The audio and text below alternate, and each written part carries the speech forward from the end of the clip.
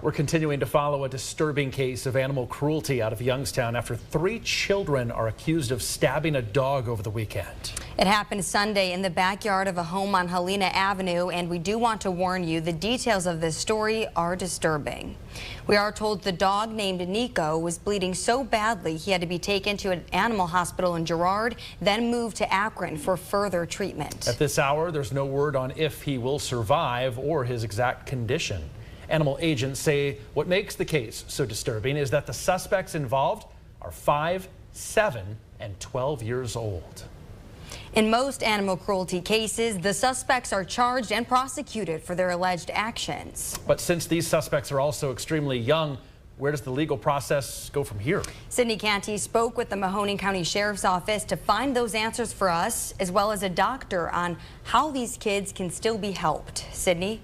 Well, there aren't very many cases out there where a 5-year-old is ever prosecuted, and I'm told it takes intervention from the Juvenile Justice Center to counsel children in situations like these. But when it comes to the 12-year-old, at that age, in some situations, they could legally be held accountable. 28 years, I've never seen anything locally with the situation of someone at the age of 5, 6, 7 years old. It's a shocking revelation to learn that a child could do something so horrific, and how to treat the case is less than clear.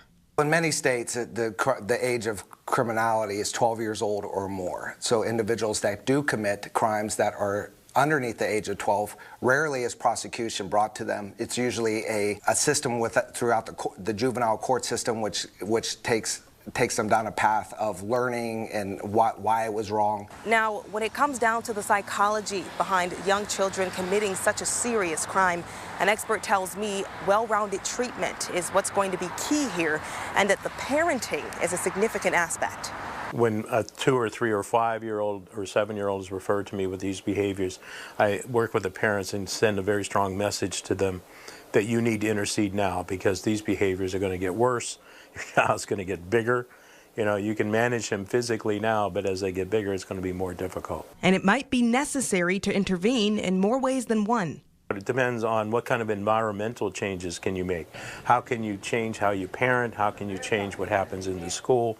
You know, what kinds of behavioral therapy can you provide? As for the condition of the dog, it's still touch and go. Losing that much blood does come with some challenges, and they still have to make sure that the injuries to his abdomen or his GI tract haven't been compromised that would put him in a life-threatening situation. With more local news, I'm Sydney Canty.